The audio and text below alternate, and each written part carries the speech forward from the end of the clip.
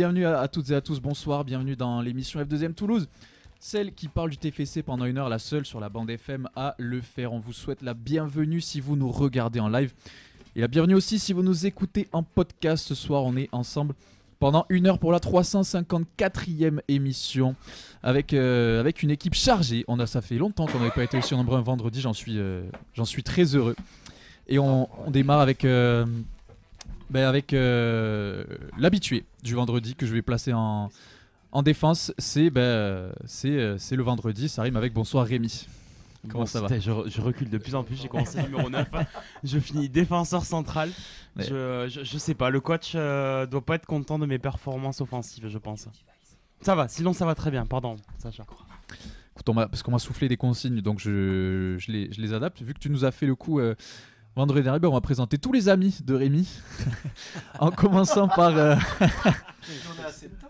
en commençant par ceux qui se situent à ma droite et à votre gauche. On démarre par quelqu'un que je suis très heureux de retrouver, c'est Arthur. Bonsoir messieurs, dames. Est-ce qu'on nous entend? Oui, bon, là, moi j'ai un retour en tout cas. J'espère, ouais. J'espère, dans tous les cas, c'est les présentations. Bonsoir à toutes et à tous. Ouais, Arthur, ça fait plaisir de te retrouver. Ben merci, ça me fait plaisir d'être là. Ouais, parce que là, on reçoit aussi des immigrés de l'émission du mardi ce soir, qu'on est très heureux aussi d'accueillir. C'est ton voisin de droite, c'est notre très cher Ben. Comment il va? Je profite tant que mon club est en Ligue 1 pour venir 2 fois. Ouais, écoute, fais-toi plaisir autant que tu veux, nous on accueille les gens. Bienvenue dans l'émission où on n'est pas obligé de faire semblant d'avoir vu les matchs puisqu'on n'en parle pas et qu'on fait pas de débrief. Ça c'est génial, merci beaucoup. Allez, je crois que c'est le moment d'accueillir notre gardien de la technique vidéo et des réseaux sociaux qui enchaîne les titularisations, qui court un peu après le temps. On voit des gestes là, mais j'espère que ça va, Elliot. Eh ben ça va très très bien. Désolé pour ce léger problème en début d'émission.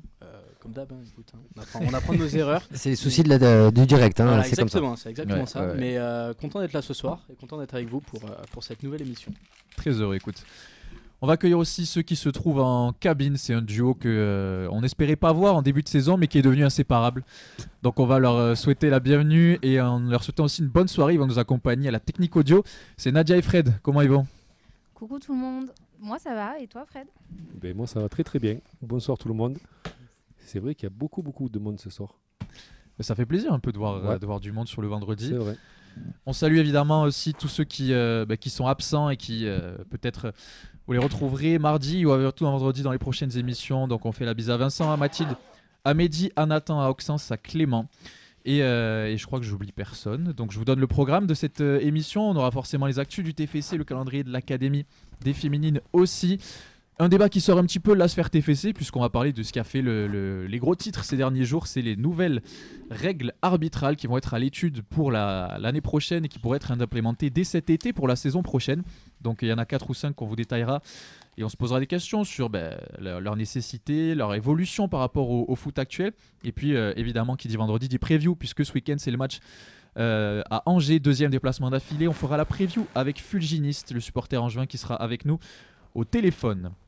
Vous pouvez évidemment vous aussi réagir avec nous en direct sur les commentaires de tous nos lives. On est sur Facebook, sur Twitter, X, sur YouTube, sur Twitch et sur TikTok même. Donc c'est la feuille de match, vous nous trouverez facilement. Et puis si vous voulez nous appeler pour réagir directement avec nous au téléphone, ça se passe au 05 61 80 40 40. Elliot, est-ce que tu vois s'il y a des gens qui sont connectés? Il y a beaucoup de connectés. On a Foom Zero, on a Guy Siri, on a Disco Shinout et on a Marianne qui sont connectés. Donc bonsoir à toutes et à tous.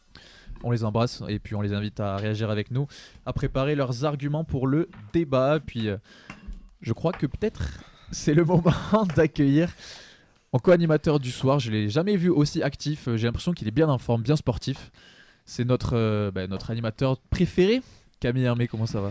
Oh putain, nom prénom en plus. Le mec est pas prêt. Okay. Retrouvez-moi sur Facebook, sur Insta. Ça va, écoute, on a eu le paramètre par défaut qui a sauté comme la dernière fois. Et là, il y a tous les casques qui marchent sauf le mien, mais c'est pas grave, j'aurai pas de retour et on fera avec. Ça va aller, t'es sûr? Ouais, tranquille, on va faire une belle émission de toute façon. Quelle aisance, mais c'est magnifique. Et j'espère que cette émission sera belle. En tout cas, elle est lancée, c'est la 354e. Est-ce qu'on est la meilleure tribune du championnat? Mais oui, je veux dire qu'on est la meilleure tribune du championnat. Allez, c'est parti avec cette fois-ci un peu plus de news que vendredi dernier puisque ça joue pour tout le monde. Il y a aussi plus d'actu. La première, elle vous fera peut-être plaisir, c'est la vente aux enchères qui est organisée par notre pitchoun et gardien qui est blessé actuellement, Guillaume Rest, qui donc fait ce geste au profit de l'association Les Gladiateurs, une asso qui œuvre pour les familles et les enfants malades, donc qui met en vente certains de ses maillots des Jeux Olympiques, du TFC aussi, et puis même certains de ses gants, donc de quoi récolter des fonds pour une cause noble. On sait que Guillaume Rey, ça lui tient à cœur, qui s'engage sur beaucoup de sujets. Et puis voilà, ça fait toujours, si vous avez un petit côté collection, comme on en voit souvent, ce sera toujours mieux de l'acheter pour ce genre de cause, plutôt que d'aller se faire arnaquer sur Vinted, comme on voit parfois. Par des faisans. Exactement, je sais pas mettre les mots, mais ouais. Donc c'est une bonne initiative, et puis... on souhaite que Guillaume Rest revienne très vite dans les cages du TFC surtout. La deuxième actu, c'est quelque chose qui nous a fait plaisir aussi, auquel on ne s'attendait pas forcément, puisqu'il y a eu des chiffres qui sont sortis, les chiffres du CIES Foot sur les centres de formation européens. Et on retrouve le TFC qui est 10e à égalité du classement des équipes qui ont formé le plus de jeunes joueurs qui ont été alignés dans le 5 championnats européens lors des 2 dernières décennies. En tout, ce chiffre au TFC, il monte à 87 joueurs. Donc sur les 2 dernières décennies, on a formé 87 joueurs qui ont été alignés dans les équipes du club, ce qui nous place au 10e rang européen. Donc le premier, c'est évidemment le Real Madrid. Mais on a d'autres clubs français aussi. On a le PSG qui est 3e avec 111 joueurs, Lyon avec 103, Rennes avec 94, Monaco avec 88. Donc vous avez les articles qui sont sur le site du club si vous voulez en savoir plus. Mais en tout cas, c'est une nouvelle preuve que la formation toulousaine, elle est toujours aussi présente au niveau européen. Et française aussi, parce qu'on est 10e Europe et 5e français. Donc, ouais.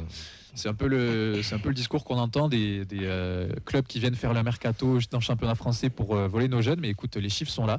On en sort beaucoup, donc espérons que ça continue. On voit qu'il y a une génération qui se met en avant déjà au TFC. On voit les Canvo, les Messali, les Mathis Saka et autres qui se mettent en avant. Donc on espère que la statistique pourrait être prolongée, qu'on restera dans ce top européen le plus vite possible, Camille. Ouais, et ça va de pair avec ce qui va se passer juste après. Mais en tout cas, ça a été annoncé d'ailleurs par les dirigeants, comme quoi Messali et Canvo étaient programmés en tant que futurs recrues pour le mois de décembre. Donc voilà, ils avaient amorti tout ça. Donc s'ils veulent baser sur la formation, le TEF, on le sait, il y a beaucoup de contrats pro qui sont signés, il n'y en a pas forcément beaucoup qui jouent, mais ça rentre souvent, c'est beaucoup sur les feuilles de match. En tout cas, ils sont présents. Petite question, est-ce que pour vous, cette jeunesse, c'est bien aussi qu'on soit haut dans ce classement et que cette jeunesse soit forte ou pas forcément? Écoute, moi je pense que... Alors attends, un micro. Alors... Oui, vas-y. C'est bon, on m'entend? Non, je pense que ton micro, il est pas... Vas-y, allume-le ton micro, je pense qu'il est pas allumé. Ouais, lève-le, vas-y. Ça fait pas la diff non plus. Non plus. Si normalement, on monte. Ouais, donc moi je pense que de toute façon, quand t'es club français, c'est super important parce que de toute façon, il faut vendre. Hein. Vu la chute des droits télé qui a déjà été le cas l'an dernier, qui risque d'être le cas sur les années à venir, il te faut bien des rentrées d'argent et les ventes de jeunes joueurs, ça compte. Donc en effet, c'est important de former des jeunes pour, hélas, pouvoir les vendre derrière et rentrer de l'argent qui comblerait celui que t'as pas par les droits télé. Oui, et puis on en avait parlé, c'est-à-dire que malgré tout, le TFC, c'est une culture du pitchoun, pour reprendre un terme bien connu. Mais voilà, on sait que des fois les générations sont un petit peu plus faibles que d'autres, mais là, j'ai envie de dire que voilà, on a des jeunes qui poussent un peu la porte, et à défaut de les vendre cet été, j'aimerais bien les voir s'installer. Oui, ça a toujours fait partie de l'identité du TFC, cet accent sur la formation, les fameux pitchouns, c'est rentré dans les légendes du club, on va dire, mais le TFC qui sort des jeunes joueurs, ça a toujours été un petit peu dans l'ADN du club. On espère que ça va continuer. Nous, on continue nos actus à nous, puisque on a un compte-rendu de la réunion supporters dirigeants qui a été organisée la semaine dernière et où Andy Tolosa était présent. Donc on a notre cher président Nathan qui nous a fait des vocaux pour nous tenir au courant de ce qui s'était dit au cours de cet échange. Donc évidemment, la réunion elle a débuté par les remerciements pour le soutien de tous les supporters en annonçant une hausse de 4% du taux de remplissage. C'est le 5e stade le moins cher de France. Donc ça vaut ce que ça vaut, mais le stadium est accessible pour les supporters du TFC. Mais il n'y a pas eu que ça. On a aussi demandé à Nathan du coup, ce qui s'était dit un petit peu dans cette réunion. Et il nous a détaillé ce qui s'était dit en commençant forcément par le bilan sportif de cette saison jusqu'ici. Au niveau du bilan sportif, l'équipe est actuellement en dessous des attentes en raison des blessures en janvier. Donc avant ça, ils étaient en course pour la 7e place. en soulignant qu'il y avait cette victoire à Lens qui les plaçait dans le bon wagon. Donc l'objectif, il est de retrouver ce niveau-là. L'équipe, elle se reconstitue progressivement avec les retours au fur et à mesure des blessés de longue date. Oui, j'ai pas fait le fondu, désolé. Juste avant que je l'ai précisé, ce qu'il faut savoir, c'est que ces réunions, c'était les comptes rendus qui étaient faits par l'ADIST à l'époque. Pour le moment, tout le monde ne les fait pas, donc c'est un peu une exclusivité aussi qu'on vous donne avec Nathan qui vous fait un petit compte rendu technique de tout ce qui s'est passé lors de la réunion supporters dirigeants. Donc le bilan sportif, ils sont déçus de ne pas avoir accroché après la victoire à Lens, et je pense qu'on est tous d'accord avec ça, non? Enfin, c'est souvent ce qu'on a dit dans l'émission tous les vendredis et tous les mardis. Mais quand on sortait de la victoire à Lens et qu'on regardait le calendrier du mois de janvier, on se disait quand même qu'il y avait 2, 3, pour pas dire 4 matchs qui étaient quand même assez abordables et sur lesquels on n'a pas performé. Donc ouais, là, on peut que être fin. J'imagine qu'on sera tous d'accord sur ce point-là. Le mercato, vous allez voir qu'ils ont anticipé le mercato de cette manière, ils anticipent tout au TFC. Au niveau du mercato, donc, le président souligne que le club a réussi à conserver ses joueurs clés, contrairement à d'autres clubs de notre catégorie. Je pense notamment à Lens ou à Reims qui ont quand même perdu des joueurs clés pendant cette trêve hivernale. Même s'il n'y a pas eu de recrues, Rafik Messali et Jedi Canvo étaient perçus comme des renforts, considérés comme des joueurs titulaires potentiels et pressentis pour intégrer l'équipe au mois de décembre. Des joueurs qui étaient programmés pour intégrer l'équipe 1 sur le court terme. Et au niveau des départs, Denis Genreau, c'est un départ regretté, inattendu. Donc le club a quand même fait les efforts pour le retenir et lui garantir du temps de jeu, mais il a préféré partir pour un projet longue durée.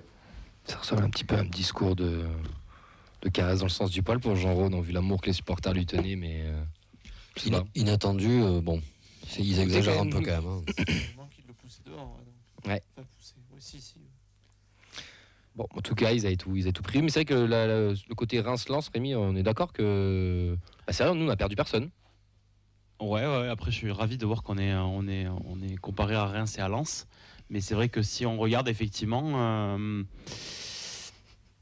c'est vrai que je prends l'exemple, Ben, t'es face à nous, mais c'est vrai que Montpellier est obligé de vendre régulièrement pour pouvoir s'en sortir financièrement. Et aujourd'hui, ce n'est pas notre cas, donc force est de constater qu'il faut souligner cette gestion financière qui est bien appliquée par les dirigeants et par Damien Commouni en tête. Actualité et crise potentielle oblige. On a aussi posé la question forcément de la situation économique du foot français et des difficultés qu'on rencontre actuellement.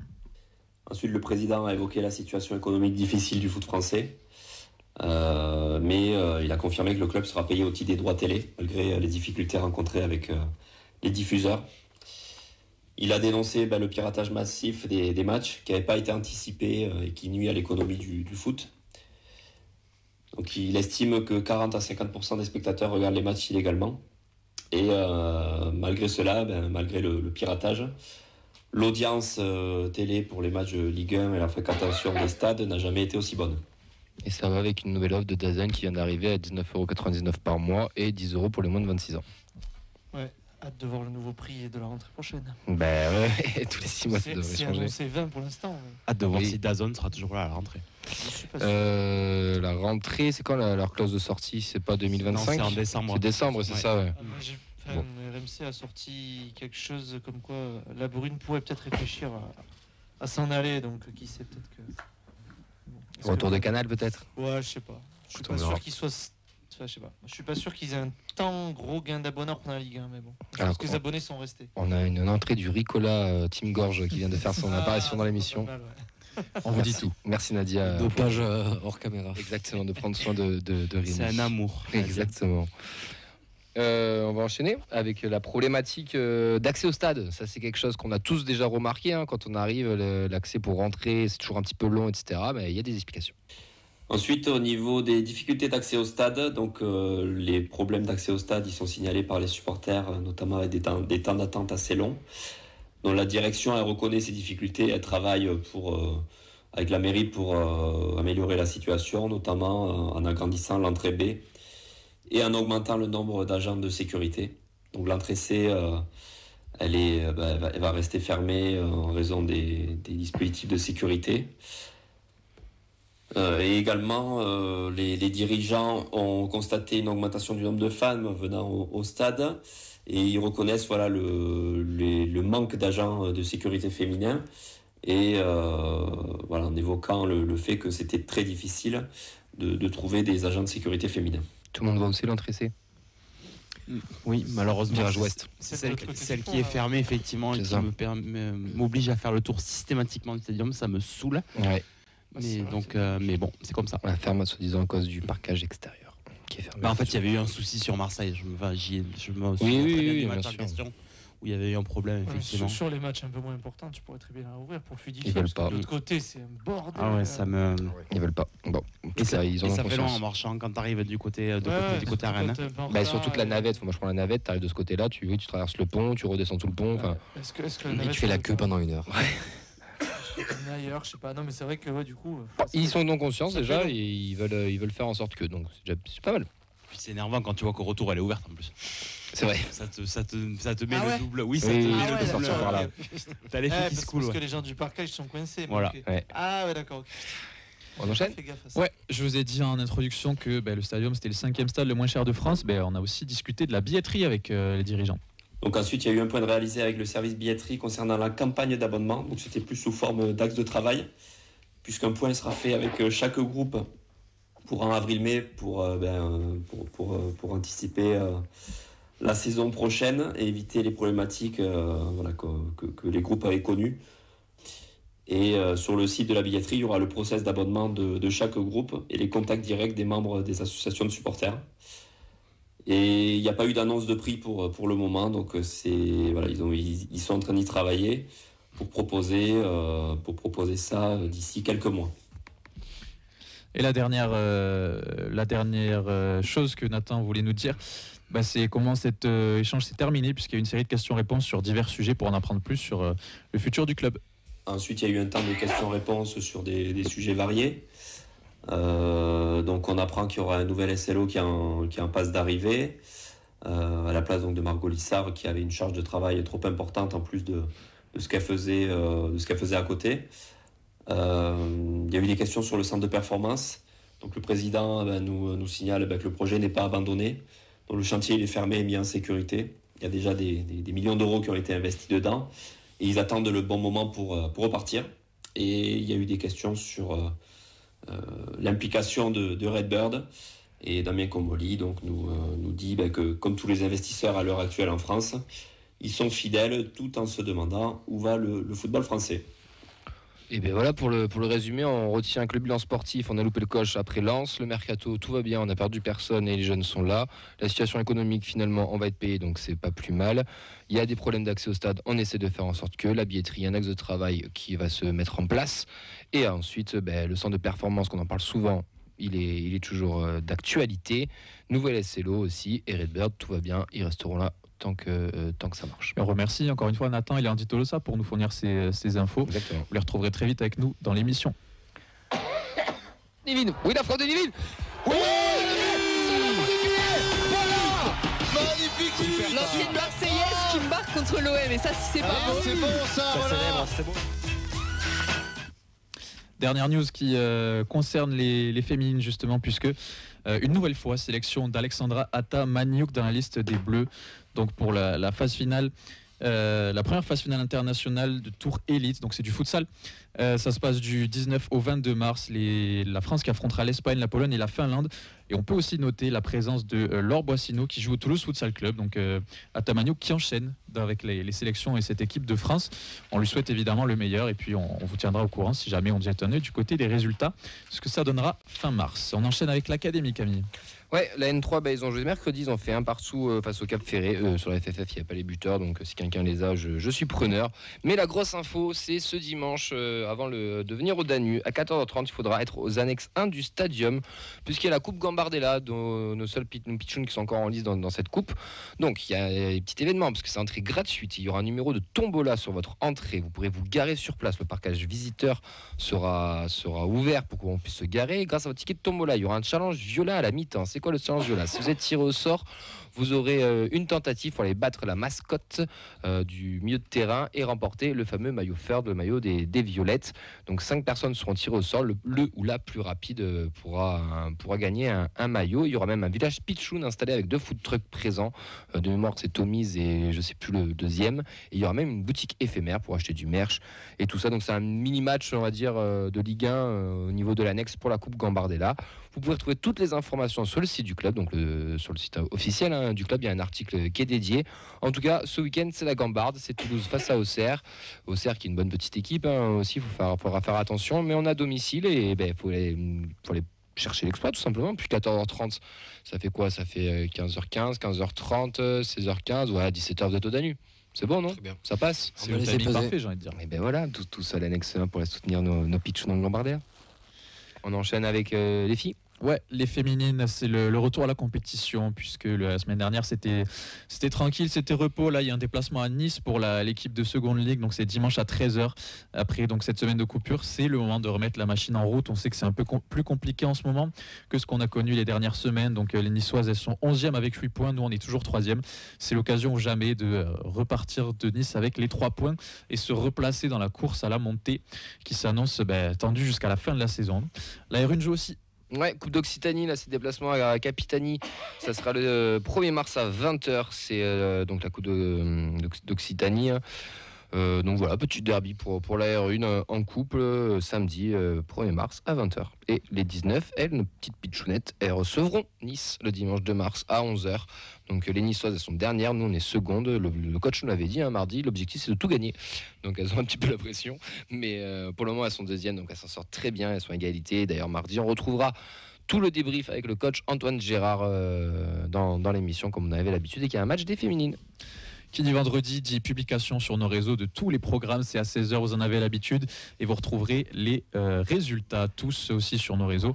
Ce sera lundi à 16h et on vous débriefera ça comme Camille l'a dit mardi dans l'émission.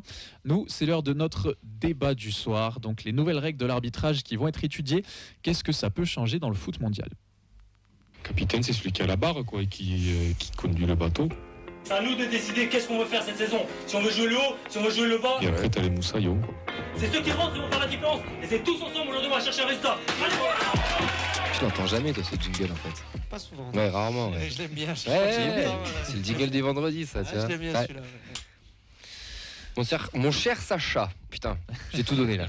C'est facile encore. Ouais, pas si facile. Je vais y rapper, t'as vu? C'est sorti il y a 2 jours, donc ça a été repris par l'ensemble des médias. Il y a les dirigeants du foot mondial qui se sont réunis pour discuter de certaines nouvelles règles d'arbitrage qui pourraient être adoptées dès l'été prochain, donc pour la saison 2025-2026, donc de manière assez spectaculaire quand même, parce qu'il y a des grosses règles qui pouvaient changer.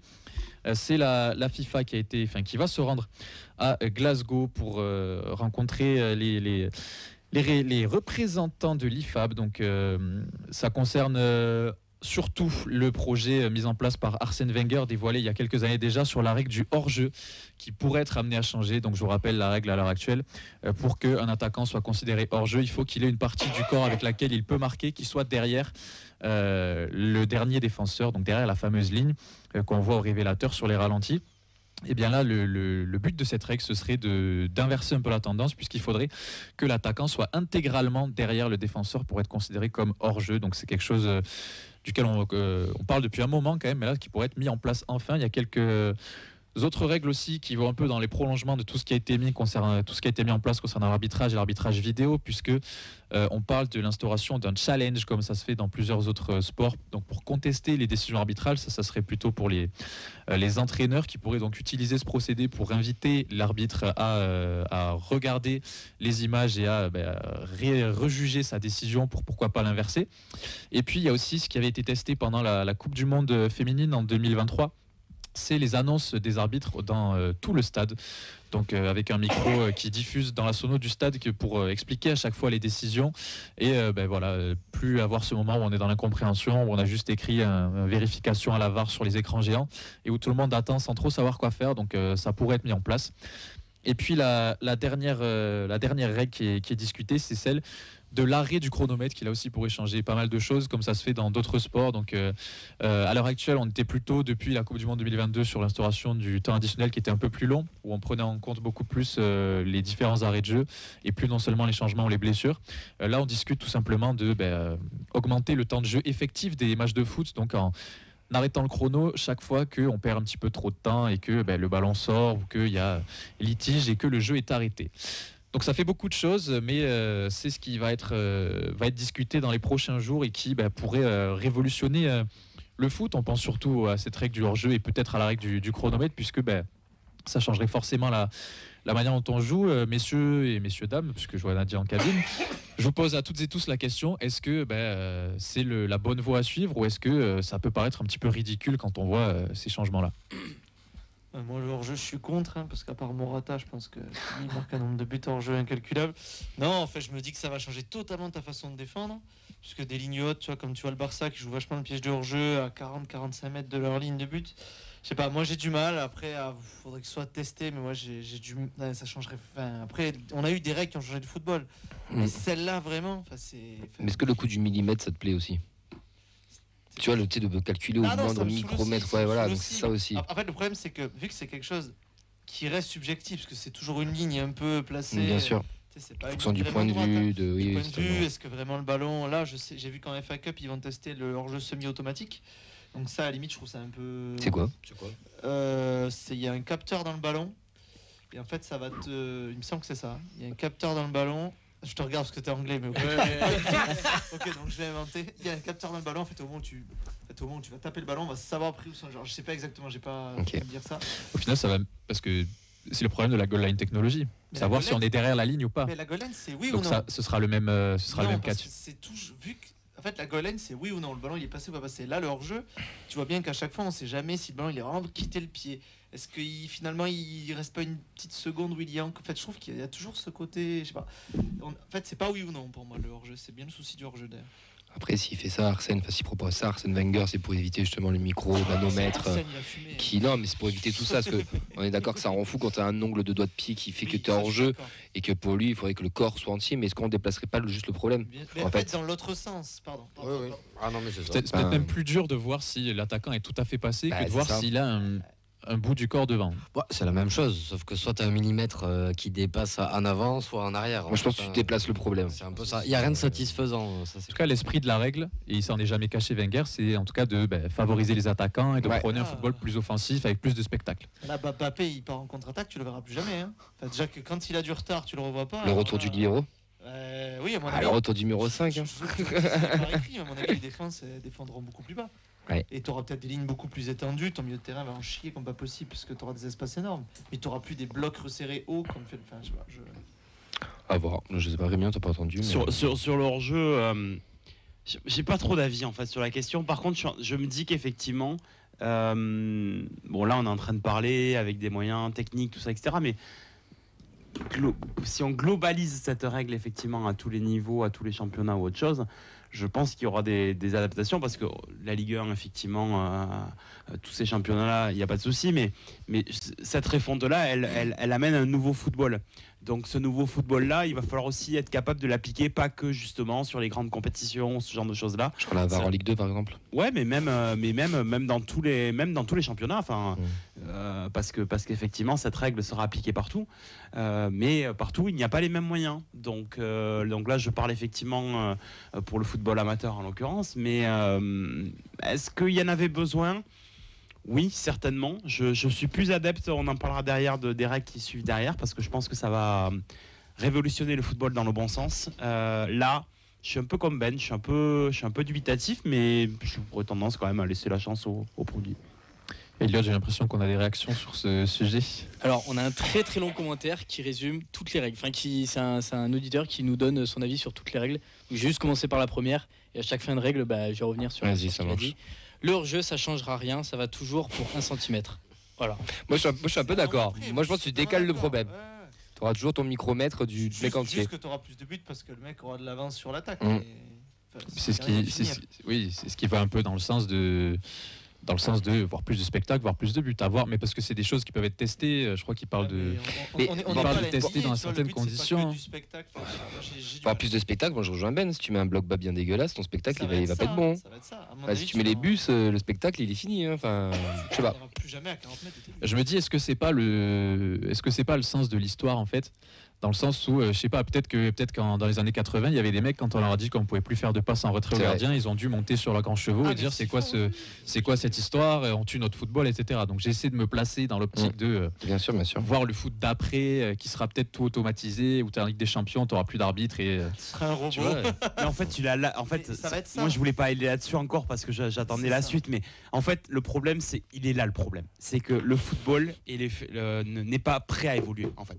C'est l'un des seuls sports qui n'a pas évolué depuis 20 ans dans ses règles. Il y en a quand même. Hein. Oui, mais avec des rétropédalages. Je les ai là. Alors si après, tu veux, alors après, exemple, tu vois, t'es resté. oui, mais là on est sur des changements structurels qui ont été amenés par une contrainte, c'est-à-dire par le Covid, tout ça, etc. D'accord. C'est pas quelque chose qui est arrivé avec une réflexion sur comment améliorer le football. En fait, la Godline, c'est pareil, c'est de la technologie qui est arrivée. Ça, c'est peut-être la meilleure technologie qui est arrivée. C'est génial. Autant la barre, c'est de la merde. Mais le foot, par rapport à d'autres sports, a énormément de retard sur l'évolution justement du jeu et de ses acteurs. Et le problème de l'arbitrage qu'on a aujourd'hui en France, justement, on en parlera après derrière, mais il faut le résoudre. C'est pas possible d'avoir un Pablo Longoria d'avoir ces images-là. Le foot n'avance pas en fait. C'est un sport qui n'avance pas de manière générale.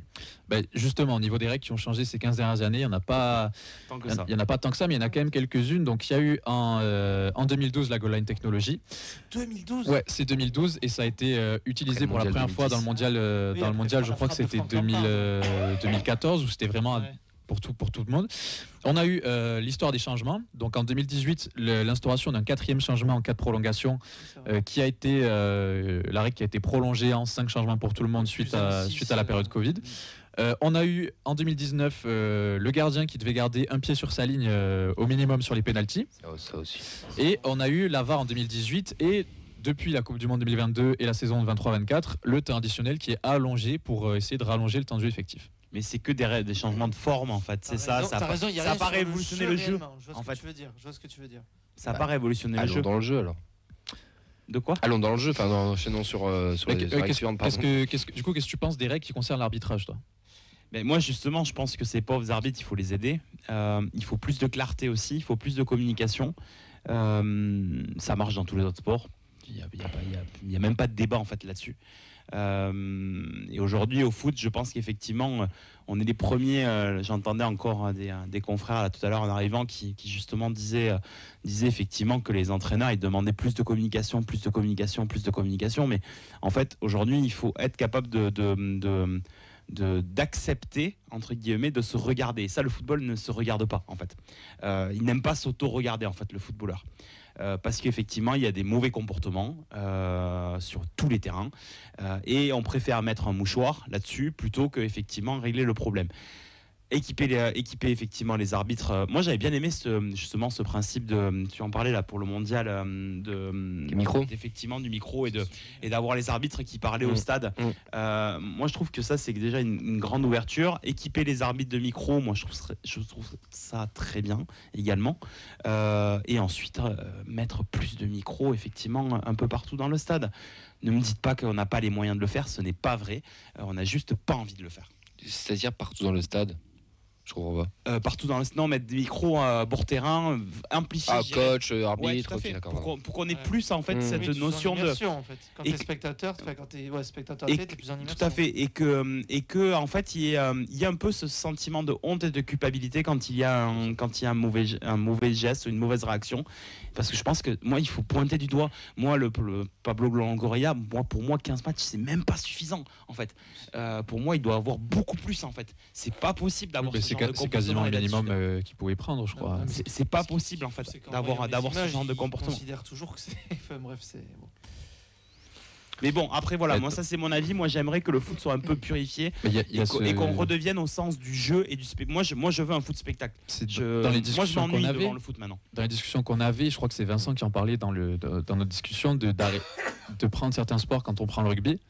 il parlait de l'arbitre comme un intermédiaire et que tout se faisait à la vidéo, qu'il y avait une communication permanente et que l'arbitre sur le terrain n'est qu'un lien entre les joueurs et les décisions qui sont prises avec les écrans et tous les ralentis qu'il faut. L'arbitre, c'est un arbitre formé à la vidéo déjà au rugby. Elle est là la différence. Nous au foot, c'est frappard, c'est Delageau, c'est machin. Ils ne sont pas formés. Ils sont arbitres centraux qui vont faire de la vidéo. Au rugby, ce sont des arbitres purement vidéo. Tu les verras jamais au milieu. Elle est là toute la différence. Et moi, t'as une base au rugby de respect de l'arbitre où déjà ils sont dans la communication, où déjà il y a beaucoup moins de tendance à discuter. Ça, bien sûr aussi. Enfin, je peux te dire qu'avec l'arrivée de la vidéo, ils se sont auto-appliqués. Mais ça vient de la formation des arbitres. Moi, je vais te raconter un truc qui m'est arrivé quand j'étais coach avec mes U15. T'as un mec qui vient surveiller un arbitre, un petit jeune. Je vois pas une action à un moment donné, il met un carton jaune. Bon, ok, très bien. Je vais voir le superviseur. Je dis excusez-moi, pourquoi il y a eu carton jaune? J'ai pas vu. Il me dit vous me parlez pas, monsieur. Vous me parlez pas. Vous laissez faire l'arbitre. Mais j'aimerais juste savoir pourquoi il y a eu carton jaune. Je ne conteste pas. Je n'ai pas vu. Vous me parlez pas, monsieur. Bon ben voilà. Quand t'as des mecs qui forment des gamins et qui sont comme ça, comment tu veux que t'aies des bons arbitres après? Enfin, et alors, ça c'est qu'un exemple parmi tant d'autres. Tu vois toutes les conneries qui se passent tous les week-ends avec les parents. T'es au bord des terrains, Rémi, tu le vois. Mais je trouve que tout le voilà, monde est coupable. déjà les arbitres, il faudrait qu'ils se regardent aussi un petit peu en face. Pas que. Ça, mais il faut les protéger aussi. Ça va des deux côtés. Ce qui est étonnant, c'est que nos arbitres, quand ils sont dans les coupes européennes, ils sont pas si mauvais que ça. Mais ils sont considérés comme les meilleurs arbitres. C'est ça qui me casse les bonbons. Il y a quelque chose, nous en France, avec les règles qu'on leur donne, je sais pas, mais comment le Texif une finale d'Euro ou une demi-finale, mais même en Ligue des Champions, ils sont bons en plus comme des arbitres ces matchs-là. Mais oui, ils sont bons. En fait, je pense que c'est en Ligue 1 qu'on a moins, parce que s'ils sont bons quand on joue en Europe, contrairement aux Espagnols, certains niveaux d'arbitrage sont catastrophiques. Mais pourquoi nous en Ligue 1, c'est qu'ils ont pas la même liberté qu'ils ont en Europe, ou alors je sais pas. Mais il y a forcément un truc de liberté. Elliot, des réactions sur les règles d'arbitrage? Ouais, c'était plus par rapport au respect de l'arbitre. T'as Spyco N31 qui nous dit pourquoi ça ne discute pas encore du respect envers les arbitres comme au rugby. Un regroupement, une insulte, une pression de plusieurs joueurs, c'est distribue du carton ou des minutes de pénalité. Les arbitres doivent être respectés sur le terrain pour pouvoir prendre des décisions avec un esprit clair, sans subir de pression des joueurs, des supporters et du staff. Ouais, je veux juste revenir sur les annonces. Ça se fait on disait dans d'autres sports, par exemple en NFL ou quand on est le Super Bowl. Quand il y a quelque chose, l'arbitre il prend son micro, il se met au milieu du stade, il dit voilà pourquoi j'ai sifflé, j'ai vu ça. L'attaquant il est hors jeu, bref, il y a des termes à un. Et le stade des fois râle un peu, mais au moins tu sais pourquoi ça a été sifflé. Expliqué. Tout le monde a compris. Et t'as le droit de te tromper. T'as le droit de pas être d'accord. Et t'as le droit de te tromper aussi. Ça c'est pas un problème. Mais t'as eu une explication. Mais ça c'est au Portugal. Ça reprend ce que tu disais, ta frustration quand un arbitre te dit me parlez pas. Ah ouais. Il y avait tout le monde veut de la transparence. Il y avait quelque chose qui se faisait. Je sais pas si c'est Dazen ou si c'était l'année dernière sur Prime, des arbitres qui venaient expliquer après les matchs au micro des consultants pour expliquer leurs décisions. Quel dommage. Mais parce que ça vient des instances. Oui, tout à fait. C'est eux qui cassent les bonbons là. C'est le côté le carton rouge. Mais il y a pas que eux.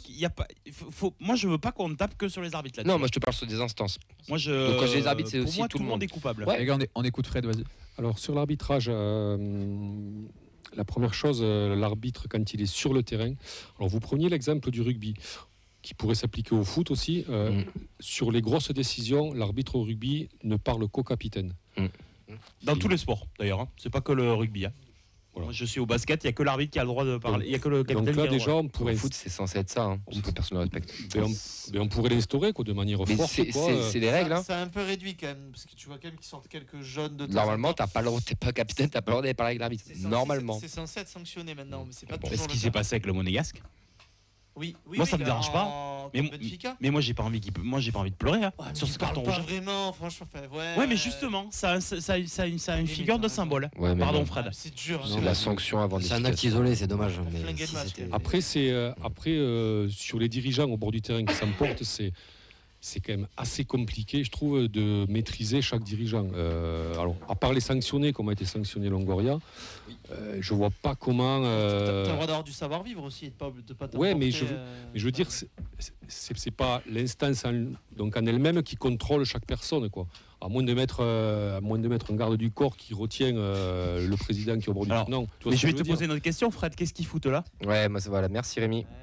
Ils ont rien à faire là. Si t'es pas sur la feuille de match, t'as pas à être là déjà. Ils ont rien à faire là, les présidents et les directeurs sportifs et compagnie. Mais ils sont dans les tribunes. Mais Longoria était en tribune quand il a poussé son coup de gueule. Non, il est descendu. Ouais, non, mais bon, il est descendu pour aller dans le couloir. Non, mais ils ont rien à faire là. Il n'avait pas à descendre. Et après, ils ont le droit. Il devrait pas. Comme Nicolas. Après, ça fait des matchs à part lui. Après, oui, ça fait partie du truc de foot où c'est que l'arbitre, on râle sur les décisions, on râle sur. Alors, est-ce qu'il y a beaucoup plus d'enjeux que dans un autre sport? Je sais pas. Il y a la bêtise du supporter aussi. Il y a d'autres sports qui brassent beaucoup d'argent. Oui, non, mais il y a l'argent aussi, il y a l'enjeu financier aussi, bien sûr que si. Mais culturellement, oui, c'est vrai qu'on a une sorte d'irrespect de l'arbitre et de l'irrespect de ses décisions. Mais pour moi, ça revient à ce que dit Rémi, en fait, c'est que tu as du mal à te regarder dans un milieu. Le footballeur a du mal à se regarder, le spectateur, c'est pas au lieu de se dire mon équipe a mal joué comme les Marseillais quand ils se sont fait tabasser par Auxerre, c'est non, c'est l'arbitre qui nous a floué, on a pris carton rouge, alors qu'en fait, je suis pas du tout d'accord avec ça. Après, bon, pour rester sur le rugby, ça conteste aussi au bord du terrain, hein, donc c'est pas forcément filmé comme c'est filmé au foot aussi. Hein. Le foot est très exposé, quoi. Je veux dire, voilà. Il y a un peu ce truc de légende urbaine où au rugby tout le monde est respectueux, c'est les bonnes valeurs, le bon esprit. C'est pas tout à fait vrai. C'est pas ça. Moi, j'achète pas du tout. Mais au moins sur le terrain, ça va pas gêner. Tu vois, c'est rarissime. Il y a eu un travail sur l'image pour que de l'extérieur, tu sois quand même. Et après, que l'arbitre a le contrôle. Voilà. Et après, sur le terrain, il se passe plus grand chose. Et après, pour terminer sur la comparaison avec le rugby, sur l'uniformisation des règles, le rugby, il y a des règles dans chaque compétition, quoi. Je veux dire, c'est pas les mêmes règles en top 14 qu'en Coupe d'Europe, c'est pas les mêmes règles sur la Coupe du Monde, c'est pas les mêmes règles d'un hémisphère à un autre. C'est un peu le fouillis aussi, quoi. C'est les règles de semaine en semaine. Ouais, c'est ça. Bon, les gars, juste avant d'enchaîner sur la preview, quand même dire 2 mots sur la règle de l'arrêt du chronomètre, puisque ça aussi c'est quelque chose qui le challenge si tu veux, mais là on en manque de temps. Donc c'est quand même quelque chose qui revient souvent dans les matchs de foot, le fameux temps de jeu effectif qui est très faible, surtout en Ligue 1. Le gain de temps, le gardien qui garde beaucoup la balle, les joueurs qui se mettent au sol, etc. L'arrêt du chronomètre sur le maximum de temps où le ballon n'est pas en jeu possible. Est-ce que pour vous ça peut améliorer le football en bien? Ça fait partie du folklore. Alors, j'ai pas envie qu'on me l'enlève. Ouais, j'avoue, moi ça me fait peur, mais sur le principe, je me dirais que les matchs dureraient moins longtemps. Et vu qu'ils font 300 matchs par saison, les joueurs maintenant. Tu veux dire réduire les mi-temps? Ouais, en fait, qu'il n'y ait pas 10 minutes d'arrêt de jeu, en fait. Depuis la coupe du Monde, je trouve que ça n'a plus trop de sens. Mais moi, ça me fait un peu peur. Ouais, je pense que je suis un peu nostalgique de... typiquement, TFC Le Havre, c'est parti du game, hein. On a vu 2 fois 6 minutes. En première mi-temps et en deuxième mi-temps d'arrêt de jeu. Donc ça les gardiens qui font des cinémas pendant 20 secondes. Mais les gardiens, déjà, ils ont une règle, c'est 6 secondes, après c'est coup franc direct. Personne la respecte, mais il y a une règle qui existe. Donc voilà. Mais après, ça fait partie du folklore du foot. Enfin, moi, Donc on en revient à ce que je disais, je suis désolé, mais le footballeur il aime pas le changement et il aime pas s'auto-regarder. Peut-être, je sais pas, mais ça fait partie du jeu aussi, c'est le petit vice du football. Ouais, mais moi un sport lisse, ça m'intéresse pas non plus. Mais aucun sport n'est lisse, hein.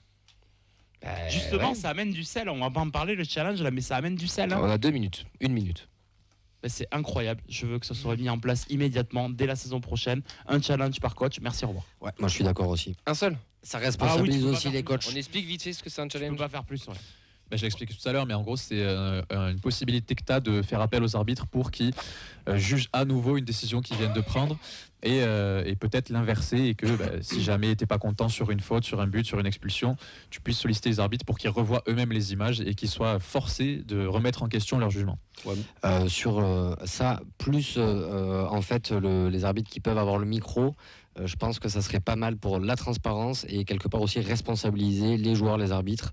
Vous contestez pas, mais vous avez 2 cartouches dans le match. Il faut bien les choisir et en fait c'est comme ça et pas autrement. Sinon c'est un carton rouge et ça dégage. Mais sur les gros doutes sur certaines décisions, il y a déjà la VAR qui intervient. Alors oui, mais des fois l'arbitre va pas voir. Tu sais, c'est juste la vidéo qui te répond. Là, tu dis à l'arbitre, tu vas y aller, tu vas à la vidéo et tu vas regarder toi et tu vas te faire ton interprétation.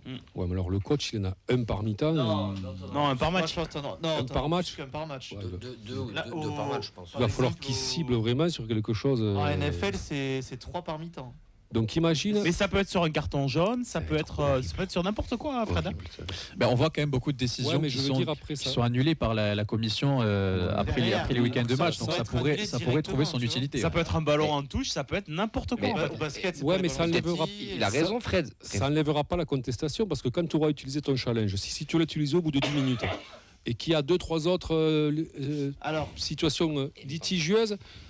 Et t'as l'entraîneur qui va être au bord du terrain et qui va aussi râler. Puis la VAR, il faut qu'elle serve à quelque chose. La VAR, elle est utilisée sur certains cas, mais autant qu'elle soit vraiment utilisée avec des arbitres qui sont formés à cette vidéo à la VAR et que ce soit beaucoup plus transparent. Là, j'ai l'impression qu'on met des pansements un peu partout alors qu'on a un outil qui, moi, je n'étais pas pour cette VAR et encore moins dans cette utilisation. Mais maintenant, elle y est. Autant l'utiliser correctement. Pour le moment, je trouve qu'on ne l'utilise pas correctement. Donc déjà, va sur utiliser ce que tu as déjà, fais en sorte que ça marche bien, et après on verra avec un challenge et on essaie d'améliorer. Là on met un petit peu toutes les idées un peu comme ça, et au final il n'y a rien qui est bien fait entre guillemets. Enfin, je sais pas, moi à voir, mais messieurs, je suis désolé, mais ce sera le mot de la fin. Ça finit sur une ouverture, on verra ce que ça donne. C'est vrai que là, on n'avait pas beaucoup de temps ce soir, il y en a qui vont être frustrés, mais c'est toujours intéressant de débattre de l'évolution du football. Il y en a qui ont connu le but en or, il y en a qui ont connu d'autres choses. On verra ce que sera le foot de demain. Et en tout cas, là, c'est discussion pour la saison prochaine. Donc on verra si l'été prochain, on se démarrera la saison en faisant le bilan finalement de ce qui s'est passé et en regardant un petit peu ce qui va se passer du côté de ces nouvelles règles. La piscine. Nous, on est parti pour notre dernier segment de l'émission. C'est la preview du match entre le SCO d'Angers et le Toulouse Football Club qui va se jouer dimanche. C'est fini, c'est terminé.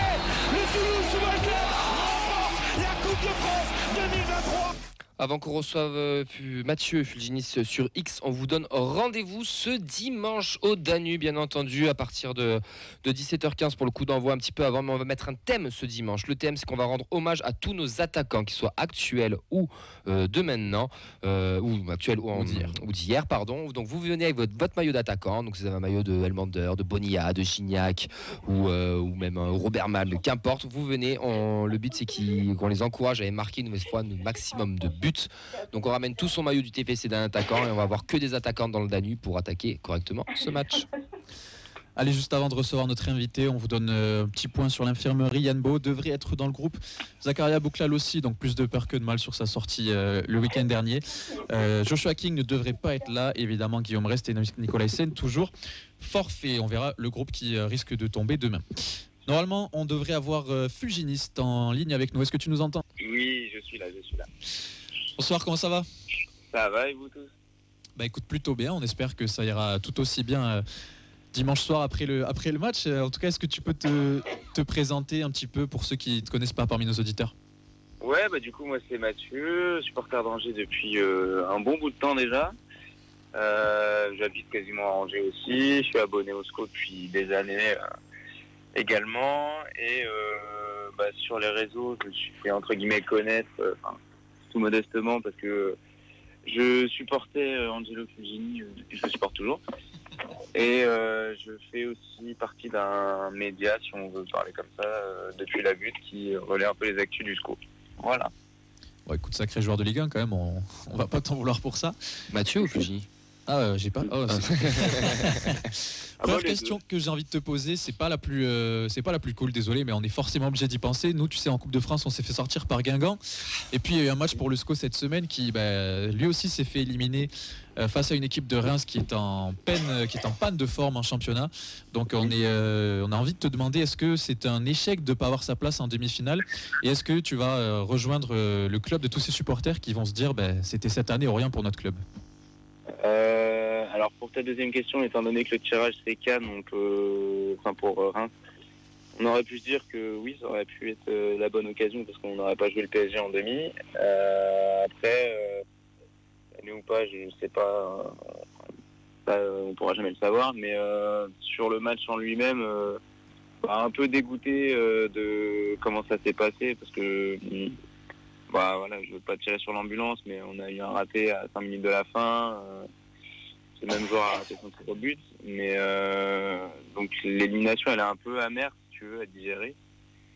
Après, sur la première mi-temps, on s'est un peu baladé aussi. Donc le résultat est quelque part logique. Même si Reims, en ce moment, ça galère sévère en Ligue 1. La coupe, c'est one shot, quoi. Il n'y a pas de match nul. C'est soit tu passes pas. Et là, on n'est pas passé. On a fait tourner aussi, je ne sais pas pourquoi, à ce moment-là de la saison et à ce moment-là de la semaine. Donc, on peut regretter que les 11 titulaires n'étaient pas ceux de l'équipe type. Il y a une bonne ossature, mais il y a quand même pas mal de changements. Et puis voilà. c'est dommage, mais on va se focaliser sur le maintien. Bah, ça reste un quart de finale de Coupe de France quand même. On se rappelle d'une équipe angevine qui était un petit peu dans le dur sur la première partie de saison. On a l'impression d'un point de vue extérieur que ça va un petit peu mieux aujourd'hui. Comment tu la juges jusqu'ici cette saison d'Angers? Elle est mieux qu'au tout début de saison où on gagnait pas un match sur les 3 premiers, même si on avait joué des gros clubs. Là, on est beaucoup mieux. En 2025, on est hors Coupe de France parce qu'on a fait match nul, même si on n'a pas de tir au but. On est à 2 défaites en 2025, ce qui est honorable quand même pour un club comme le nôtre. Après, on a du bon jeu, je trouve. On a une bonne dynamique, un bon groupe. Et du coup, on a toutes les raisons de se maintenir. Et je pense que du coup, la saison, elle n'est pas si mauvaise que ça. Malgré cette élimination en quart qui peut laisser un goût assez amer, je pense qu'en début de saison, tu nous aurais dit vous allez aller en quart, on aurait signé tout de suite. Après, sur le reste, on verra comment ça va se finir, mais il y a des motifs d'espoir pour le maintien. Il nous reste des gros clubs à jouer, et puis on verra ce que ça donne. Mais pour l'instant, la saison est bonne. Justement, tu nous parles de maintien là. Ça nous laisse croire et comprendre que c'est l'objectif. Et est-ce qu'il est clair dans la tête de tout le monde, ou est-ce que nous, quand on voit Angers, quand on voit des équipes comme ça, on se dit que c'est peut-être nos concurrents directs finalement pour ce milieu de tableau? Toi, tu es focalisé sur le maintien? Oui, parce que je pense qu'il faut aller étape par étape. Et déjà, on peut comparer par exemple à Reims aussi, qui est dans ce championnat du ventre mou, si on veut, qui pouvait, ou même Strasbourg, qui pouvait penser aller peut-être prétendant à l'Europe en fin de saison, et qui pour l'instant c'est en dents de scie, ça galère un peu. Moi je pense qu'il faut déjà viser le maintien, et après tu prendras ce qui viendra. On est le dernier budget de Ligue 1, faut pas viser trop haut non plus, faut pas se voir trop beau, faut dire on se maintient, et le reste c'est que du bonus, c'est que du plus. Si on finit la saison à la place à laquelle on est, on sera très content, quoi. On va revenir un petit peu sur le match qui nous attend ce week-end. Déjà, est-ce que le groupe qui va nous recevoir est au complet, ou est-ce qu'il y a des absents du côté d'Angers? Alors il n'est pas sorti, j'avoue qu'avec la semaine de travail, j'ai pas tout suivi. Pas de soucis, t'inquiète. Je pense qu'on va débarquer relativement au complet, mis à part peut-être 1 ou 2 absences. On aura peut-être encore des joueurs sous le coup d'une suspension si jamais ils prennent un carton à Toulouse, mais je pense que la majeure partie du groupe sera dispo. Dans quel état de forme, étant donné qu'on a joué mardi, on verra ce week-end, mais je pense qu'on sera au complet, oui, globalement. Tu nous parlais du SCO d'Angers version 2025. Est-ce que tu peux nous dire un petit peu comment ça joue? Est-ce qu'il y a des points forts, des points faibles, des joueurs à surveiller peut-être? Les joueurs à surveiller, on va dire le classique, c'est Imad Abdelli, notre meneur de jeu, notre homme qui est à la baguette du jeu du SCO cette année. Moi je mettrais aussi quand même Florent Hanin, notre latéral gauche, qui est capable de monter, de faire des beaux centres et d'être précieux dans les retours défensifs. Après notre milieu de terrain, c'est notre point fort, on va pas se mentir. Quand tu peux aligner Aoulou, Belkebla et Abdelli sur ta feuille de match, tu le fais. Et il y a un rendement qui est plutôt bon en général. Et puis après, les points faibles, ça peut être la constance, l'enchaînement après un match en semaine. À voir comment on va réussir à enchaîner physiquement et comment on va tenir tout le match, parce qu'on est quand même pas mal à avoir des mi-temps en demi-temps, à pas avoir le même jeu de la première à la 90e, quoi. Mathieu, c'est Camille, déjà salut. C'est quoi votre tactique préférentielle? C'est quoi le schéma qu'utilise votre coach généralement? Alors nous on joue plutôt en 4-2-3-1 avec des ailiers qui sont très rapides et très techniques, on va dire, avec Alevina et El Melali. Ouais. En ce moment, Esteban Le Paul, j'ai oublié de le mentionner tout à l'heure, on m'a posé la question, mais du coup il est encore blessé et il est remplacé par Nian à la pointe de l'attaque normalement, ou Dieng si vraiment on veut reposer Nian mentalement après son échec de mardi dernier. Mais oui, 2 devant la défense, ou alors éventuellement à moduler en 4-3-3 avec une sentinelle devant la défense. Ok. Mais voilà, globalement, ça s'organise comme ça. Ok, merci. Vous allez recevoir Toulouse. Est-ce que tu suis un petit peu les résultats du TFC ou ce qu'on peut faire en championnat? Est-ce que tu as un avis sur nous, tout simplement? J'avoue que je vais faire le mauvais élève pour le coup, parce que comme nous, on se concentre plutôt sur nos adversaires directs pour le maintien et que je considère Toulouse un peu plus haut, j'ai pas l'occasion d'avoir beaucoup suivi la saison de Toulouse. J'ai vu qu'il y avait une période un peu avide aussi, je sais plus à quelle période, mais aux alentours de l'élimination de la Coupe de France. Et ça reste quand même un adversaire qu'il faut prendre au sérieux et contre qui il s'est jamais gagné d'avance. Et puis c'est un adversaire qui n'a pas joué depuis le week-end dernier alors que nous on a joué mardi et ça peut jouer aussi. Bah écoute, déjà je te remercie pas de remettre une pièce dans la machine de la Coupe de France. Parce qu'on était tous passés à autre chose. Il te rend ce que tu lui as donné. Hein. Il en a parlé, il t'en parle. C'est vrai. Ah, non mais même combat. Écoute, en toute honnêteté, je pense que si on était supporters de notre club, on perdrait pas trop notre temps devant les matchs du TFC pendant les week-ends, vu le spectacle et le niveau de jeu qui est proposé. Mais écoute, on sort d'une belle victoire quand même, donc on a mis 4 buts.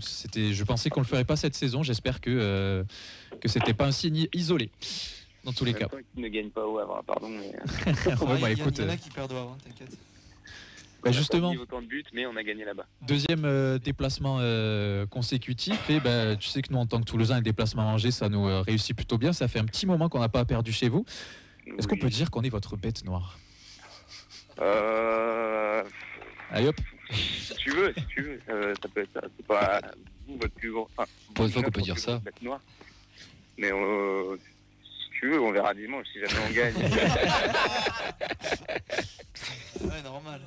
Non mais en vrai pour une fois qu'on peut dire ça, d'habitude c'est toujours on n'a pas gagné chez eux depuis 20 ans, ils ont gagné chez nous depuis 15 ans, on n'a pas fait un match nul. Là pour le coup j'ai regardé les stats, ça fait un petit moment qu'Angers n'a pas gagné à domicile face à Toulouse. C'est vrai, bah écoute, on va espérer que la tendance va s'inverser ce week-end. Bah non. Bah si, parce que j'y vais, donc si.